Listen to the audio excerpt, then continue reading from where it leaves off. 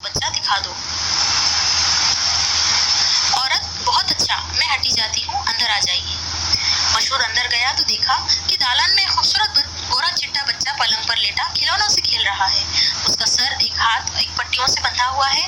اس کو دیکھ کر مشہور کی آنکھوں سے آنسو جاری ہو گئے اور پھر خیال آیا کہ اگر میں ضمیر کی آواز کو دبا دیتا اور ادائے فرض کی پرواہ نہ کرتا تو یہاں تک نہ آتا، اس حقیقت سے بے خبر رہتا اور ساری عمر اپنے آپ کو قاتل اور بزدل سمجھتا رہتا اور ہمیشہ اپنے اوپر نفری کرتا۔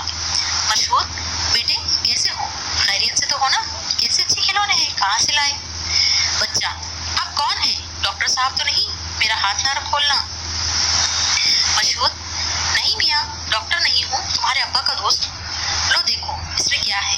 مشہور یہ کہتا ہوا نوٹوں کی گڈی سے بھرا لفافہ بچے کے ہاتھ میں دے کر دروازے کی طرف چل دیا۔ یہاں یہ سبق مکمل ہوتا ہے۔ اس سبق میں ہم نے کہانی سے سیکھا ہے کہ ضمیر کی آواز کو دبانا یہ بالکل بھی غلط ہے۔ جس کا ضمیر زندہ ہو اس کی انسانیت زندہ ہوتی ہے اور یہی وہ چیز ہے جو کہ انسان کو بلندیوں کی معراج تک لے جاتی ہے۔ معنی و اشارات: کرب، غم، رنج، تکلیف، اضطراب، بے چینی، اقبال، قبول کرنا، مان لینا، ہدف، نشانہ، کلیجہ اچھلنا، گھبراہٹ ہونا، حزن و اندوہ، رنج و غم، تلافی ہونا، کمی پوری ہونا، براہمی، ناراضگی، برافروختگی، غصہ، نفری کرنا، لعنت بھیجنا۔